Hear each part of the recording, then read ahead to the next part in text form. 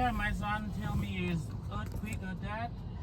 I think earthquake. Yeah, I can feel the car going out that. Yeah. Everyone's coming out that direction. Yeah, it is my son. There. A lot of people in the today. That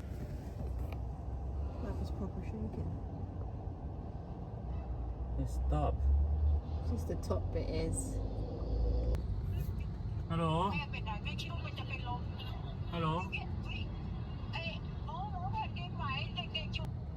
Yes. We never see in Thailand. Never. Never? Never. Wow. This is the first time.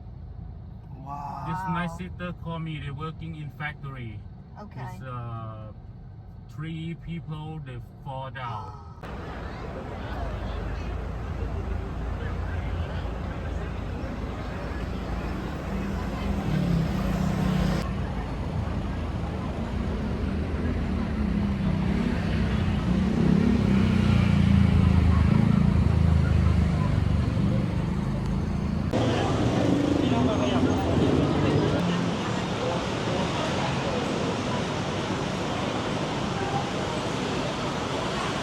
What's going on, people, and welcome to another video. So today we had headed out to make our way to MBK Mall, which is a big mall very famous for selling counterfeit clothes. Tora was very excited to get here and have a look around and explore all of the fake designer clothes. But on our way here, whilst in the taxi, we actually experienced an earthquake.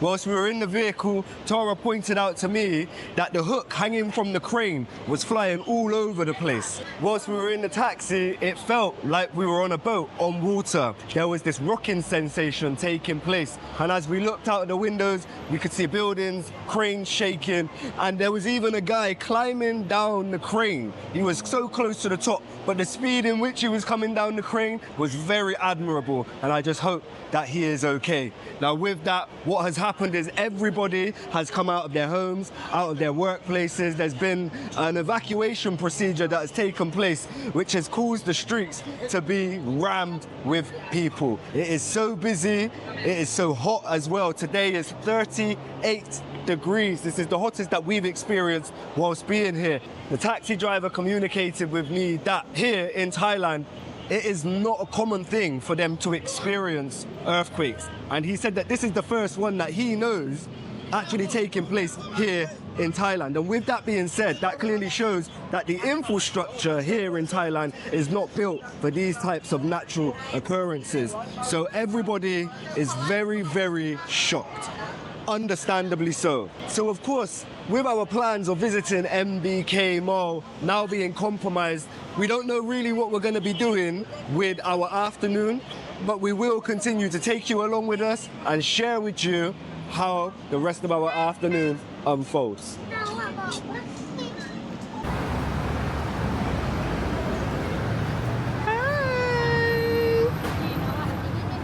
As you can see, all of the McDonald's workers are outside of the mall. There are so many individuals crowding out around by the entrance, which just goes to show that they are not letting people back in, and the evacuation procedure is still something that is being followed. So we're just walking around, and one thing that this really does magnify for me and for mama and baby girl is just the gratitude that you have to hold within your heart for what it is that we do have in life, because you never know when it's going to come to an end. You never know what could potentially take place, you know.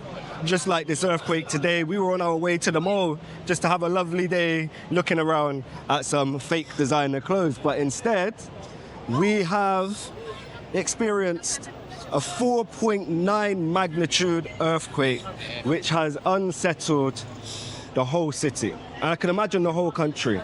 Now, the earthquake was actually located in... Babe, can you remember where the earthquake was located? So, was it Burma? Yes, Burma. So the location of the actual earthquake was in Burma, but it has been felt here in Thailand. And like I mentioned earlier, this is, as the taxi driver said, the first earthquake that has ever been experienced here in Thailand. So yeah, I can imagine a lot of people are feeling very, very stressed at the moment. The taxi driver said he was trying to get in contact with his son, which he wasn't able to do. And the reason being is because so many people are on their phones trying to reach out to loved ones just to make sure that everybody is okay. Of course, understandable. You know, in an experience like this, you are going to worry about your loved ones. And so with that, everybody's on their phone. The signals, the networks are being compromised. And so, yeah, it's just a very...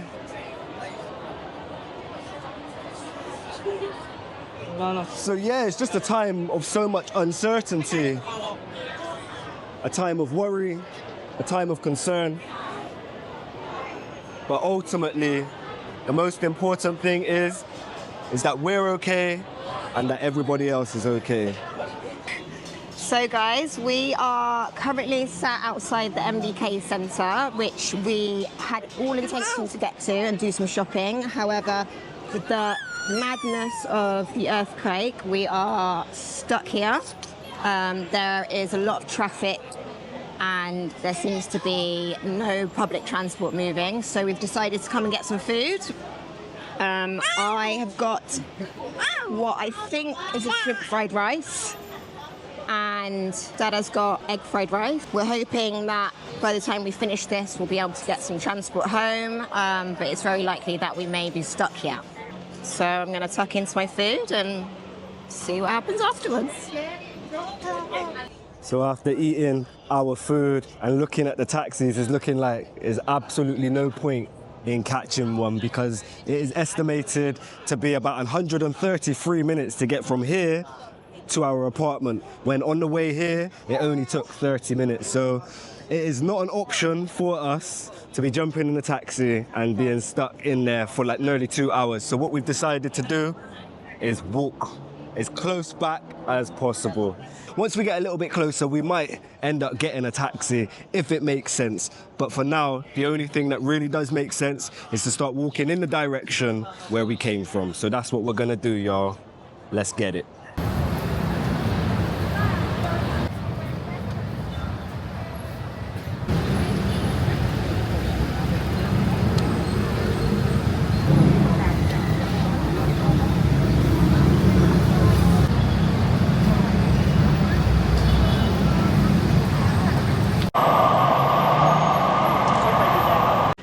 So as you can see, baby girl is fast asleep, and it is very, very warm here today. 38 degrees currently, and I've just got sweat dripping off of me. And walking back towards our apartment, being amongst crowds of people, having loads and loads of vehicles just backed up next to us, which is cleared now, thankfully. It all adds to the intense heat that we're feeling right now. And we've been walking for what feels like 30 minutes. And we've only taken 20 minutes off of our estimated time. So, yeah, it's not feeling too promising right now in the respect of getting home quickly. How long have we got left there? 2 hours. Damn. So it's currently saying that we still have 2 hours left until we arrive at our apartment. And it's very hot. There are still no taxis available. Mama's got baby girl for a minute, which I'm grateful for, as it's an opportunity to cool down because it is very warm. Now, one thing that is really coming through for us at this present moment is the fact that we don't have a pushchair. Now, when doing research around coming to Thailand, we've seen a lot of information around not bringing a pushchair due to the pavements being uneven and it not really being practical for a pushchair. So with that, we decided to not go with a pushchair and to just use the baby carrier. I was going to show you Tara then, but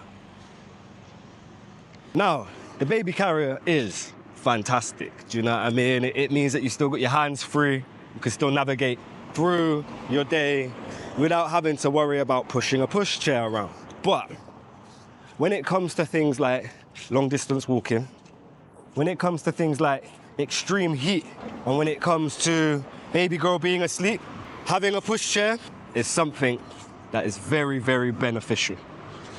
The reason why is because when you've got baby girl strapped to you in this intense heat, it's hard enough being on your own.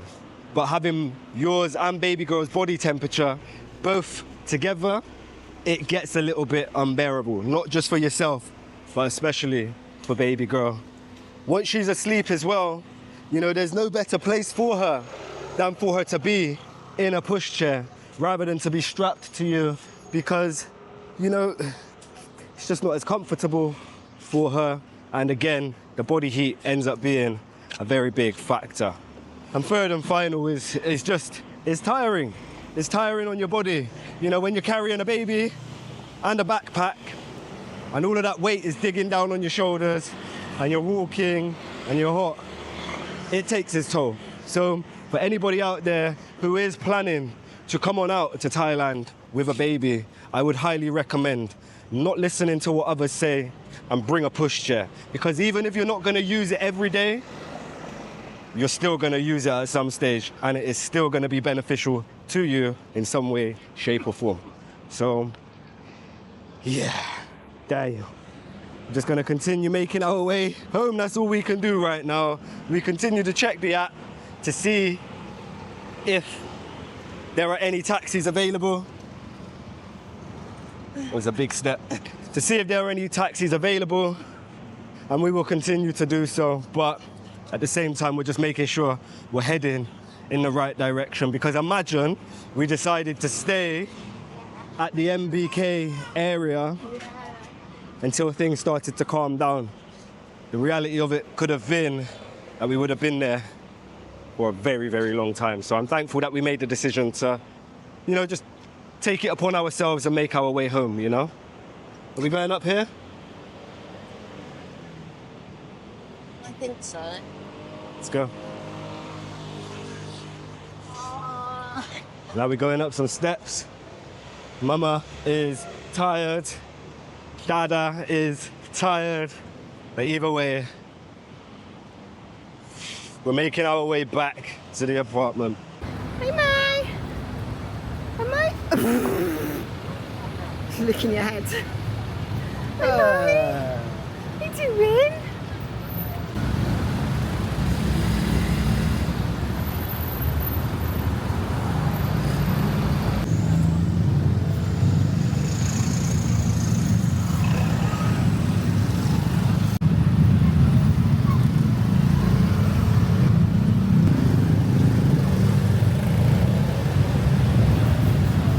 We made it back safe and sound after a near 4-hour walk. It was long, it was hot, and it was exhausting. But it was worth it. Looking back, we definitely made the right call.